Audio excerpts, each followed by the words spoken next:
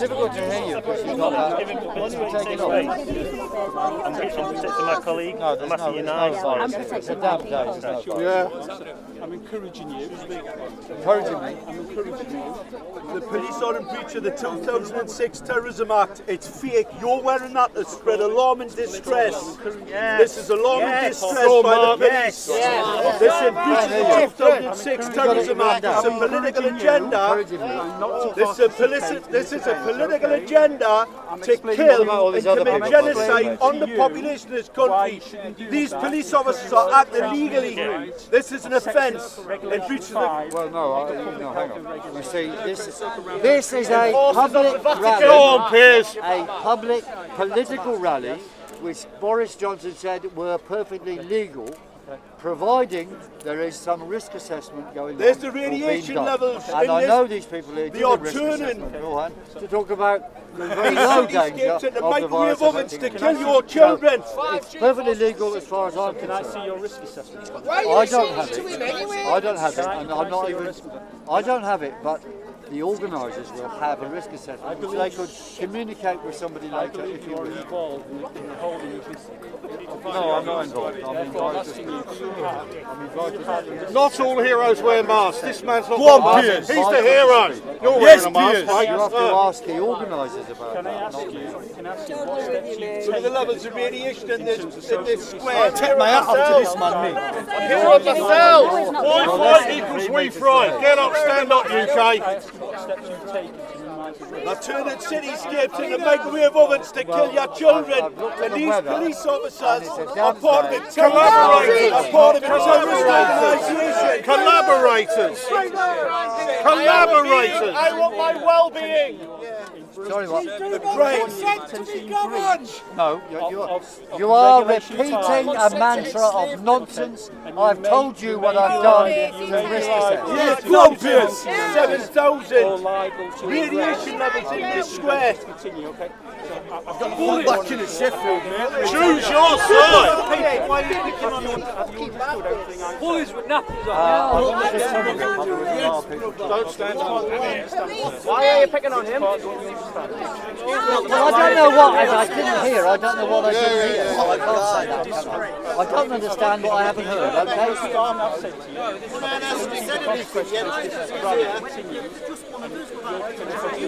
We're coming for you, boys.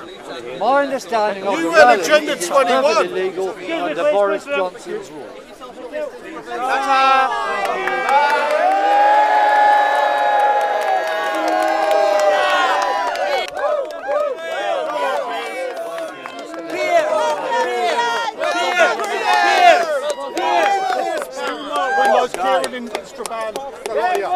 We stand united. We stand united.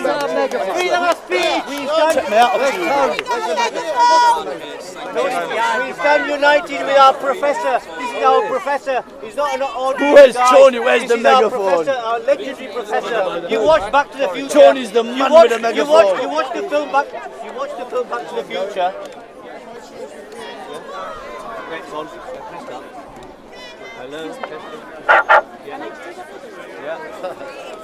Hello!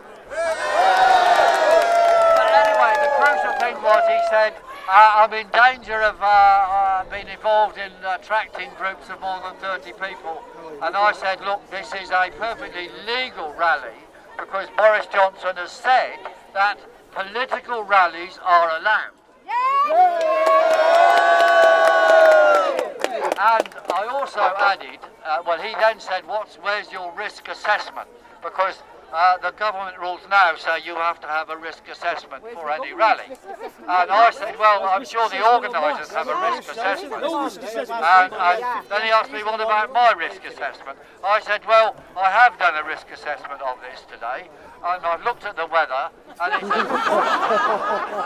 it is a damp day, and that means the virus won't exist more than a few minutes. So therefore we are safe. And then he said some things I don't understand, and then he walked off. Well, he kept on repeating, where's your risk assessment? And you may be in danger of being arrested or having a fixed penalty notice under the blah blah blah, and then he said whatever regulations it was. Okay. Where's the government's risk What happened in assessment for Trafalgar that? Square? Yeah. Okay, I don't. Where's the organisers? Do they mind us? Oh, is this from Merkin Better? There's no organisers.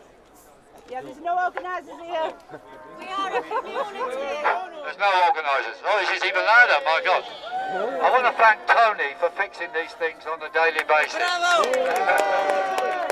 And he was also vitally assisting in making sure that we actually had any electrical system in Trafalgar Square, which involved a little meeting with the police and quick, swift removal of equipment from the lorry. And the rest we've got nothing to say about.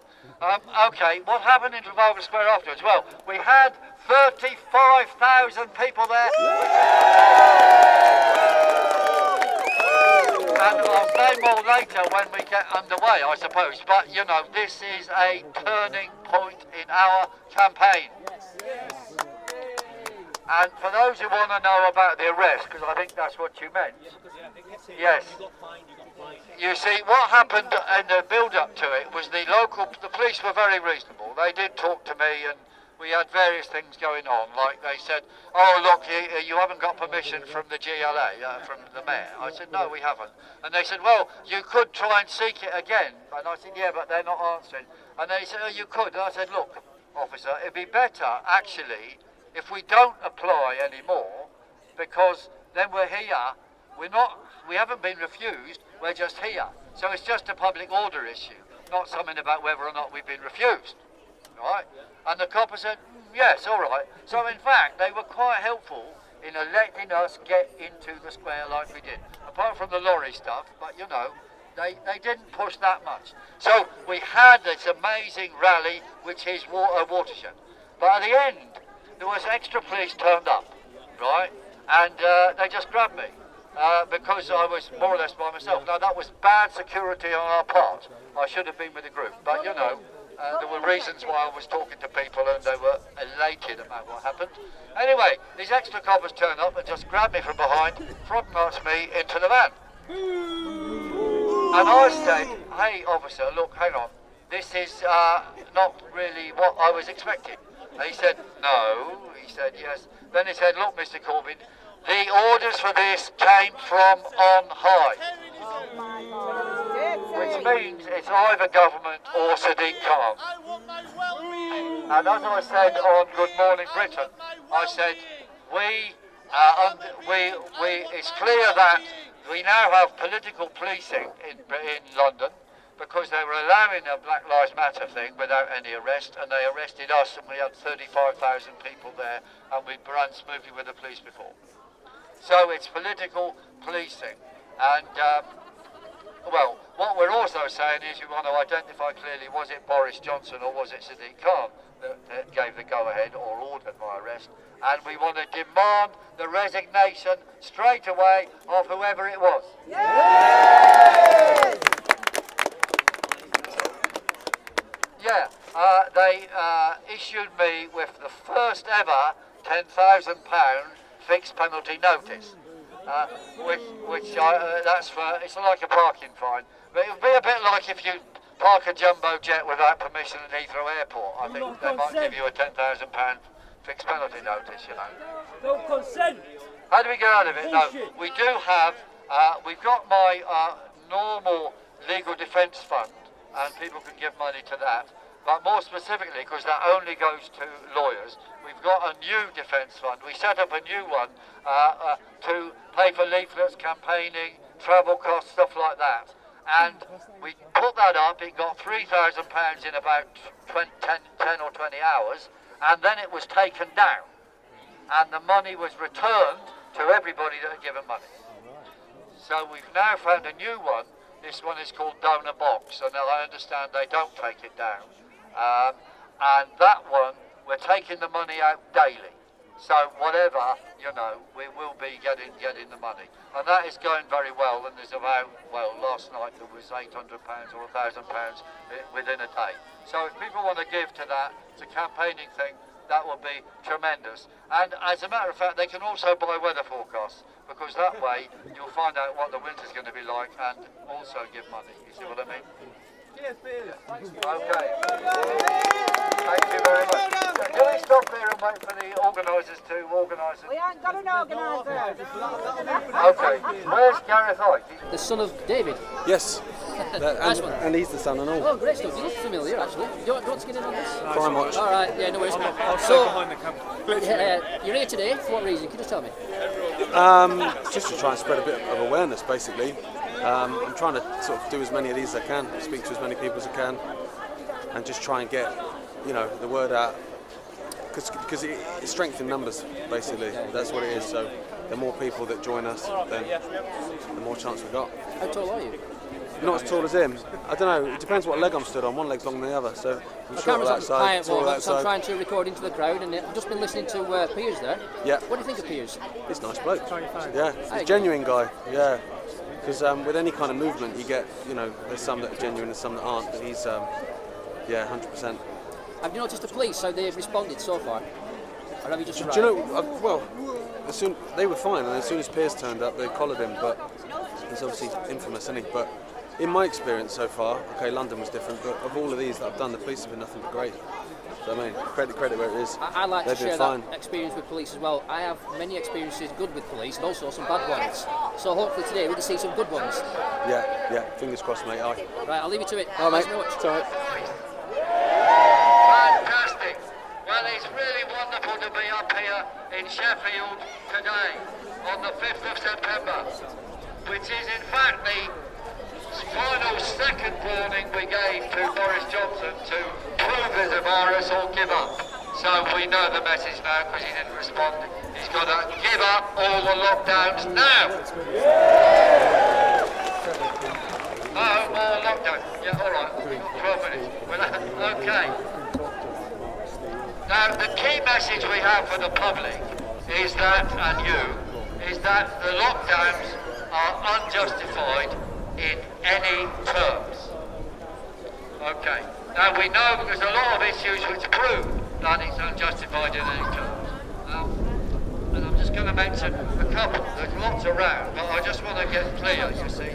The dangerous things going on now are, because of all the scare stories about the NHS and the fact they're keeping things fakely in the NHS and keeping that empty.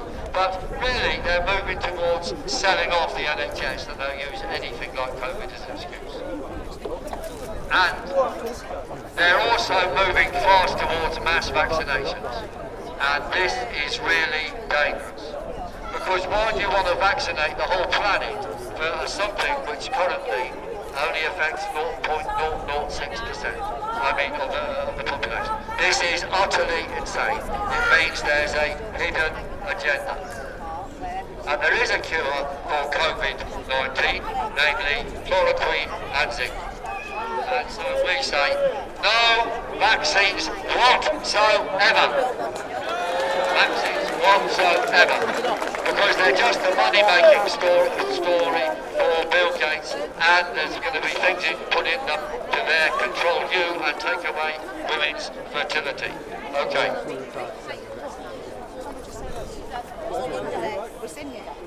Now, the great message following from Trafalgar Square with those record numbers is, we are now a movement, and we can win.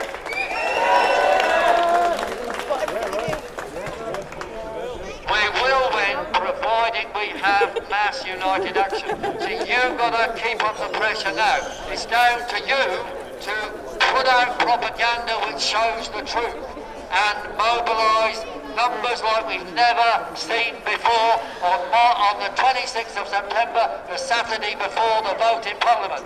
We've got to have Trafalgar Square completely packed and overflowing again, and if we do it right, we should get 10 times what we had last time. That, because we've been increasing our numbers at 10 times every month. That means we're aiming for 350,000 people in London on the September the 26th. So be there. And through this, we're hoping to attract some MPs into rebellion against their parties which are following the globalist agenda. Now, I'm not going to name any in particular, but obviously there are some who have rebelled in the past, and I sincerely hope we can get them to rebel in the future. Okay. Well, I'm not mentioning any names, but well, that's just one idea. But I know, for example, in Northern Ireland, you have some MPs who've spoken out on some stuff, but some Manchester MPs have spoken out in the past. They're silent now, though, of course, because the trade unions, unfortunately, have just betrayed us. The trade unions have sold the people's jobs for what? For what, I ask you? Well, you're furloughed, you get 80% wages for as long as you like. Well, you know, Boris Johnson, the far-right Boris Johnson, comes along with an offer to say you don't have to work for months and we're going to pay you 80% of your wages and you stay at home. Don't you smell a rat? Well, you know, that's right. It's a trick. And people think, oh, we'll have our jobs back. The jobs are not coming back. You will be on the dole.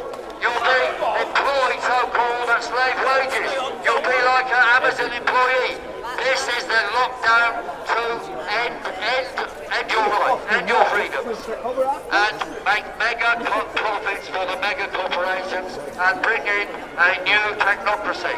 That is what it's about. It's not a hidden agenda. It is out there. It's not a conspiracy theory. It's Agenda 21, Agenda 2030 from the United Nations. It's to control you.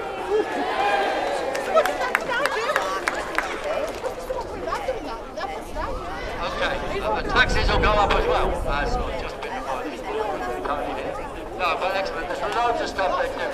And I just want to say, you know, a few things that, some of which I said in Trafalgar Square, that we have to continue the fight everywhere for the scientific truth behind the lies they're putting forward.